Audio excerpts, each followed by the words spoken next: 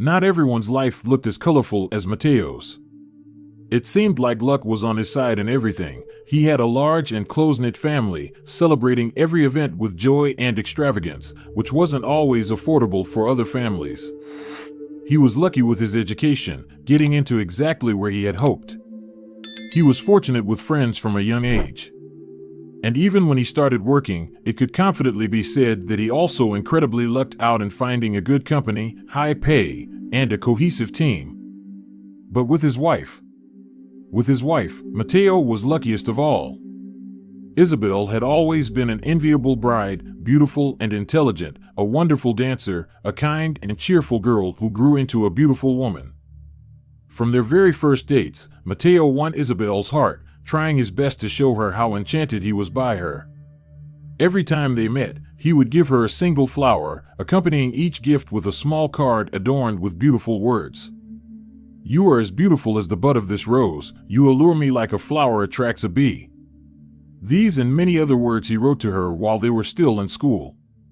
Later, when he could afford to buy whole bouquets and other gifts, he wrote genuine poems, comparing his beloved to goddesses and muses who had inspired mortals throughout history. "Your eyes shine brighter than the stars," he whispered to her every time they walked late into the evening. Isabel liked to hear this, and she loved Mateo for those romantic gestures with which he was always ready to shower her. Many hearts were broken by Isabel's choice of Mateo as her spouse. For many years they rejoiced and grieved together, enduring many trials both during their studies and afterward, and their respective workplaces. Years went by, and these two never parted, and finally, Mateo proposed to Isabel. When he did, he couldn't imagine she would agree. He was afraid she would realize that she could find a man much more attractive and wealthy. And although he carefully planned the day, starting with dinner at a new restaurant Isabel had been eager to visit, and ending on the waterfront under bright bursts of fireworks, he was so nervous that he even forgot to kneel. As soon as he saw Isabel's eyes, reflecting the flashes of fireworks launched into the dark skies, he drowned in them, completely forgetting about the words he had prepared and the traditional gesture he was supposed to make before asking her this incredibly important question. "Marry me," he exhaled, catching the gaze of her bottomless dark eyes, burning with overflowing happiness. She agreed without hesitation, not even noticing that he hadn't knelt before her. For her, the main thing was that he finally asked her the question she had been dreaming of for years on end. Mateo's joy knew no bounds. Isabel chose him. They had a rich wedding in every sense. Both of their extensive families celebrated for several days, joyfully and loudly rejoicing in their union.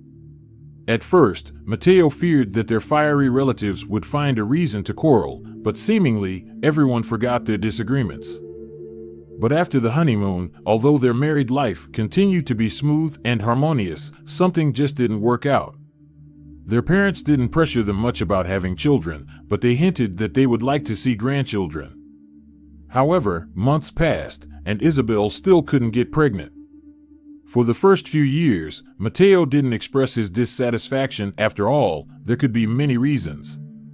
He even spared no expense on doctors, but they said that both spouses were healthy, and the absence of a child could be due to the stress they both experienced at work. Mateo became even more attentive to Isabel. He started taking her out for romantic dinners and dates more often, showered her with gifts, and organized the most relaxing vacations he could. And thanks to his attention and care, his beautiful wife blossomed even more, much to the envy of the wives of all his colleagues and acquaintances. Everything would have been fine, but colleagues as well as their wives began to whisper behind Mateo's back. "Look, she bought a new dress." They pointed to Isabel, who came to Mateo's workplace. "Spending money again, poor thing. Probably, she'll leave him soon for someone else. Look at how she looks. Some wife she is, can't even give him a child." At first, Mateo didn't listen to all this. But over time, every such word began to slowly undermine him from within. He could have been influenced by all these rumors and speculations, but one day Isabel rushed to him at work, radiant with joy. He was used to them having lunch together quite often, but for the first time, he saw her so smiling and glowing. "Mateo, I have wonderful news. I'm pregnant, Isabel told her husband without waiting for them to be alone. Whatever doubts crept into Mateo's soul, this news alone made him forget about everything. They had been trying for so long to have a child that he had already given up hope, but a miracle happened, and Isabel blessed him with the most beautiful news she could give him. Enthralled by this, Mateo forgot about all the rumors and doubts for a long time. He again carried her in his arms and showered her with various gifts. Happy, they turned one of the rooms into a nursery, and Mateo allowed Isabel to choose any decorations and colors she wanted to see. And when they found out during a visit to the doctor that they were expecting twins, Mateo was ecstatic. All the years they spent without children were rewarded, and with twins. He always wanted a large family, and twins were not an obstacle, but rather added to their happiness. Especially since the twins turned out to be a boy and a girl. He enjoyed the new life with his beautiful wife and couldn't get enough of her smiles. Finally, their family would be complete. With the birth of the children, the nursery was filled with things now. Instead of one crib, there were two, and the room was equipped in a way that many of their visiting guests envied. On the day when Mateo brought Isabel home from the hospital with the twins, he felt like he was on cloud nine with happiness. And although many of his colleagues and comrades wouldn't understand him, he spent a lot of time with his wife and children, helping Isabel with what usually fell exclusively on women's shoulders. Even their own mothers scolded him for such behavior, but Mateo didn't care, because he shared with Isabel the care for their children, and seeing her smile and the smiles of his children was more important to him. What could possibly be wrong? Mateo would come home from work to loving children and a wife who quickly regained her shape after childbirth. However, less than a year had passed before rumors began to spread again, and Mateo could no longer easily brush them off. The children didn't resemble him at all, Isabel regained her figure too quickly, and his wife looked just as beautiful and sexy as before pregnancy. Not a day went by when Mateo didn't hear something similar at work. And although his colleagues tried to speak quietly about it, he still heard them. And how does he not see this? The children are curly-haired, but he and Isabel are not, whispered one colleague. No, it's impossible to regain your figure so quickly, another colleague whispered, condemning how quickly Isabel had regained her slimness. It's all because this flirt has someone to impress, another one gossiped. Mateo began to doubt, was it all just like that? Maybe those who gossiped behind Isabel's back were right, and she wasn't as simple as he would like to think. He started to pay closer attention to the children. Indeed, their skin was lighter, their eye shape didn't resemble his, and their hair was curly, not straight like his and Isabel's. And then he noticed that Isabel was becoming more and more secretive. And, seemingly, she still smiled, still tender and caring towards him, still ready to listen and advise, but something had changed in her. Sometimes she would leave the room to take a call and no longer leave her phone lying around, always carrying it with her. Once he couldn't help but accidentally overhear one of these conversations. I get goosebumps every time he speaks. Isabel breathed out with a soft chuckle. Oh, and when he takes off his shirt, oh God, what a man. These words troubled Mateo, and he pondered he hadn't found time to properly take care of himself and return to training. He used to regularly run and engage in sports, but now he didn't do it because of tiredness after work. He began to think that Isabel was definitely hiding something from him. At first, he didn't even know how to approach the situation that had arisen, and he hesitated for a long time before gathering the courage to ask her directly. Isabel, are you hiding something from me? I noticed that you started taking your phone with you, and now you only take calls when leaving the room. What do I have to hide, darling? She smiled in response, hugging him. I have nothing to hide. Then explain why you started taking your phone with you instead of leaving it lying around? I've become more responsible, that's all. You yourself scolded me for always losing it. And with the kids, the phone has become useful. I can watch over the little ones when they sleep and not miss when they need my attention. And the calls? You used to always talk in front of me, but now you always leave. Darling, Do you really want to hear about diapers and onesies or the TV shows I chat with my mom and friends about after a long day at work? I understand that you're tired, even though you help me with our little angels in the evening. I'm the one on maternity leave now, and you should rest, and I understand that. Isabel waved off. Her responses sounded quite reasonable, and Mateo accepted them, though he harbored suspicions that it was all just a cover for something else. Doubts began to gnaw at him even after their conversation. And though Isabel habitually reached out to him, showering him with attention and affection, he grew somewhat distant towards her. Too much of what Isabel did seemed suspicious to him. Then he heard new rumors about his wife at work. I'm telling you for sure. I saw Isabel with some man. And they were hugging, whispered one of Mateo's female colleagues to another. Right in front of everyone, can you imagine? Oh my God. Should we tell Mateo? He's such a good man. The other replied. How do I even tell him, for God's sake? He'll call me a gossip. He loves that little flirt so much. Mateo didn't tell his colleagues that he overheard their conversation, but he deeply pondered over all the signs of infidelity he had seen in his wife's behavior. Over the next few weeks, he contemplated how he could understand what was really happening with his wife. He was cautious and didn't seek advice from friends or colleagues. Instead, he turned to the internet, where he easily found ways to catch his wife in the act. He read various accounts from people who had been in similar situations, memorized possible methods of testing Isabel's loyalty, and gradually began to plan when and how to execute the most crucial test of his life. As much as he feared being one of those men who discovered the cruel truth about their spouse's infidelity, he still resolved to do it. The simplest method he noted for himself was to write Isabel a farewell letter, hide, and see what she would do when she read it. However, as he sat down with a sheet of paper and a pen in front of him, Mateo couldn't figure out how to write the letter. Beautiful and warm memories of their love flooded his mind, of how they rejoiced together in any event and how happily they had lived for many years. For a long time, he sat there, trying to write at least a few lines. And time after time, he failed, crumpling up the started letter and starting anew. Finally, he managed to gather his thoughts and express everything in a way that the letter seemed sincere and not too harsh towards Isabel. He didn't mention his suspicions, but stated in the letter that he didn't feel the same as before when he was with her.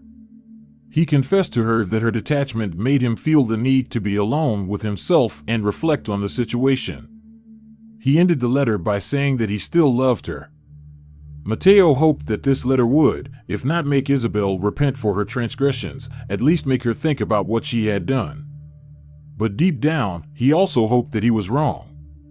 He desperately wanted their life to return to normal, although he saw unfamiliar traits in their children. Finally, Mateo chose a day when he took time off from work and placed the prepared letter in the most visible place while Isabel wasn't home. She had gone somewhere with the twins. This gave Mateo enough time to find a suitable hiding spot where she wouldn't find him. He chose a wardrobe as his hiding spot, positioned conveniently enough to overhear conversations throughout most of the house. Concealed within, he tried not to dwell on what might happen if Isabel suddenly decided to peek inside. When his wife returned, Mateo heard the rustle of paper and a prolonged silence as Isabel read his letter.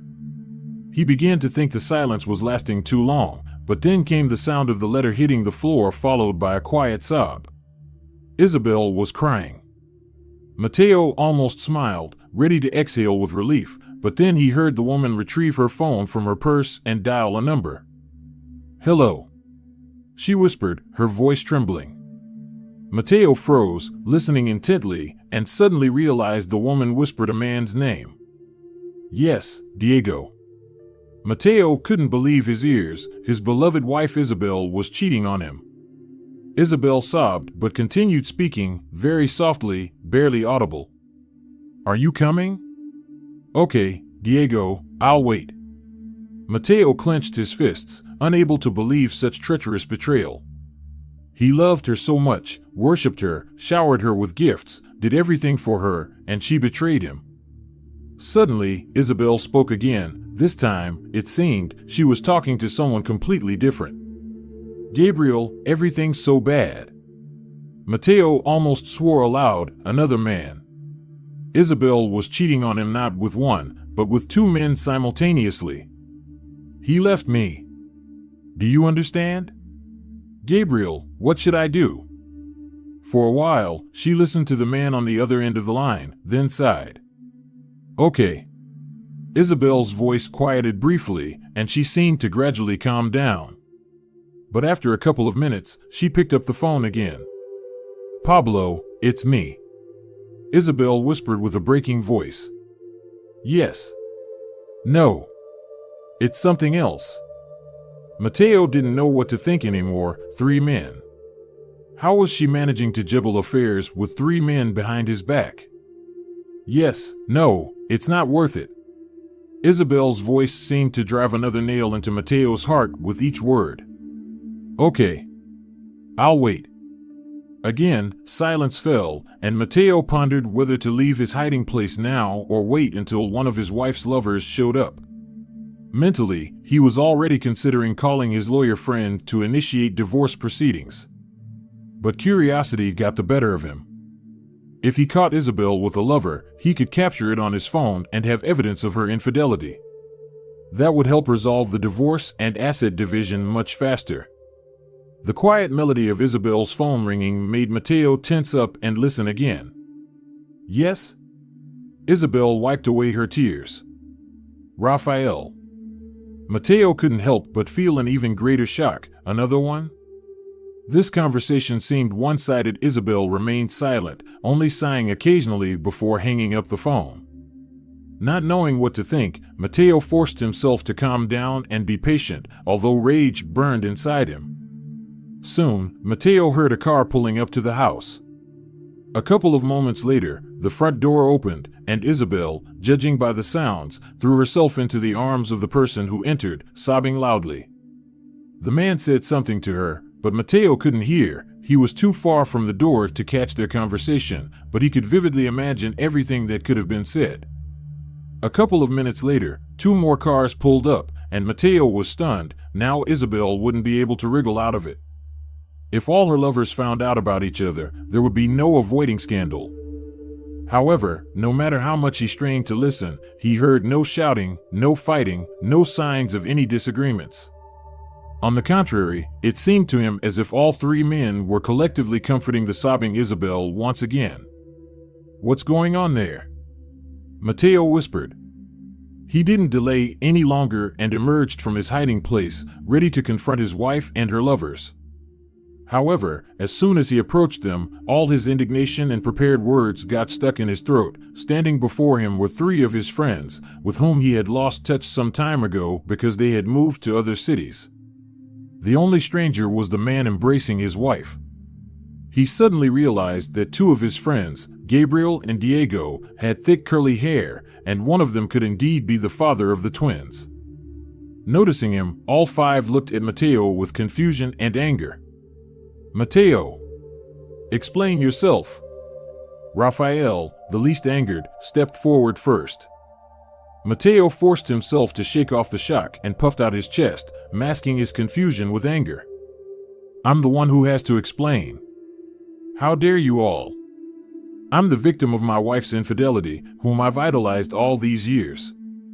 What? Isabel gasped, shocked by his words. Yes, indeed. Don't deny it. You cheated on me.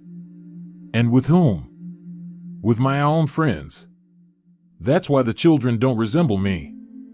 Everyone who warned me was right. Mateo ranted, unleashing all the rumors he had heard for years. The people before him were speechless, listening to him with widened eyes until he finally ran out of steam.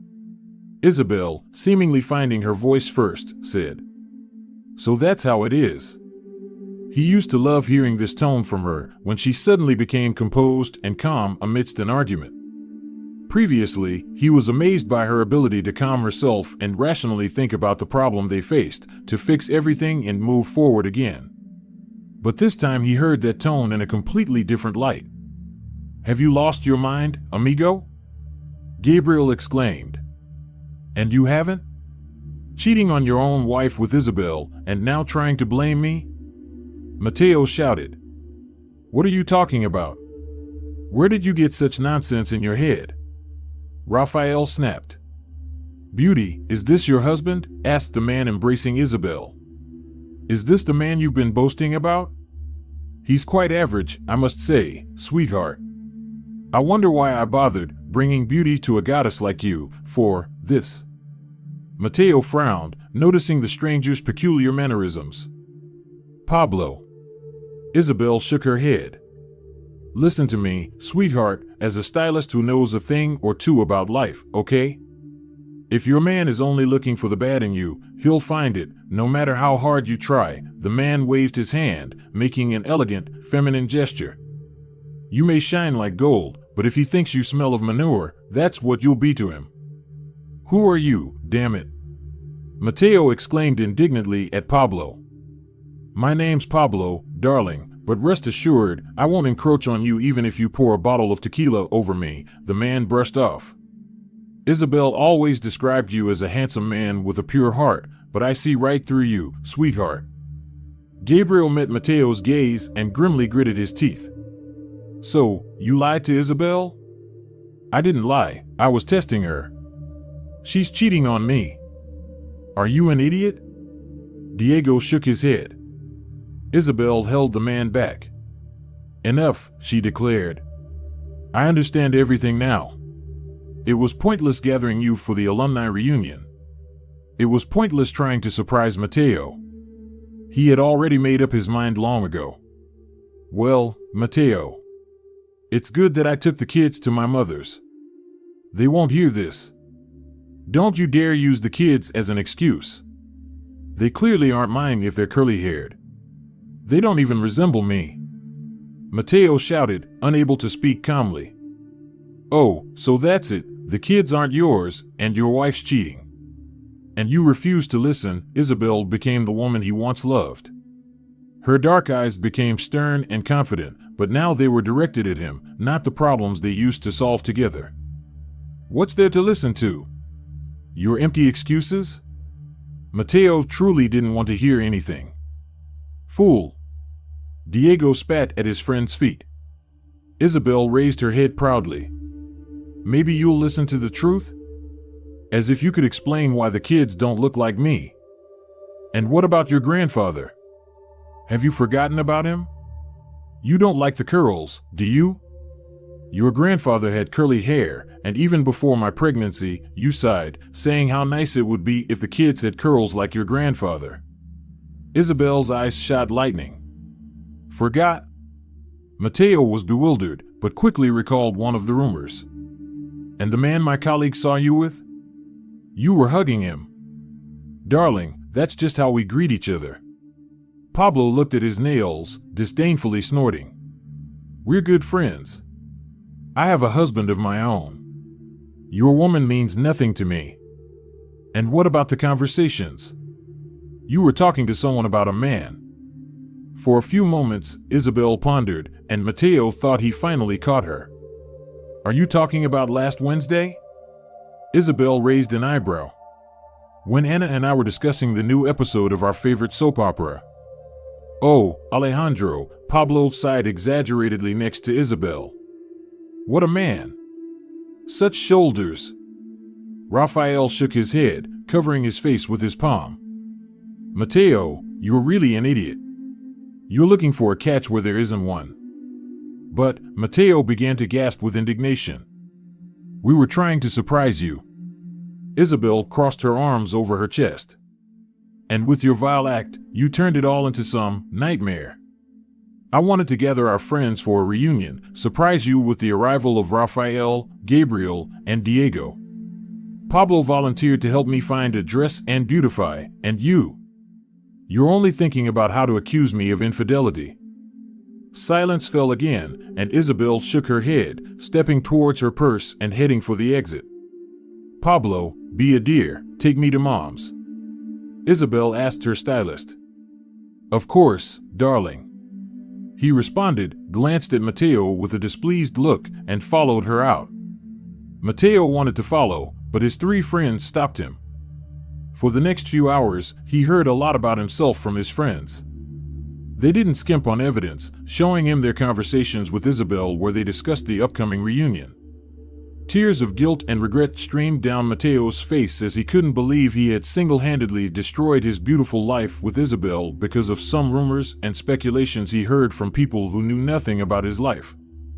For the first 2 days, Isabel didn't even pick up his calls. But on the third day, Mateo went to her mother's house with a huge bouquet of flowers and knelt at the door when Isabel opened it. "Forgive me," Mateo pleaded, looking up at her. "Ugh." Isabel's mother passed behind her. "Fool, not a man." "Fool." Mateo agreed with his mother-in-law. "A complete fool." "Forgive me, Isabel." Isabel sighed heavily, and her angry eyes softened. "Do you realize you could have lost me because of rumors? Because you believed others instead of the person closest to you?" Mateo could no longer speak, only nodding. "No matter how many times I tell you, listen to your heart, not the words of strangers." Isabel knelt before him and set aside the bouquet. "I never wanted to betray you, dear.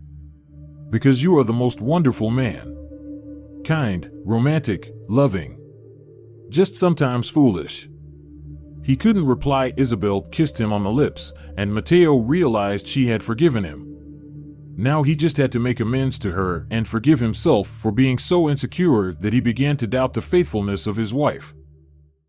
Dear viewers, if you enjoyed the story, please support the video by liking it and leaving a comment. Thank you very much.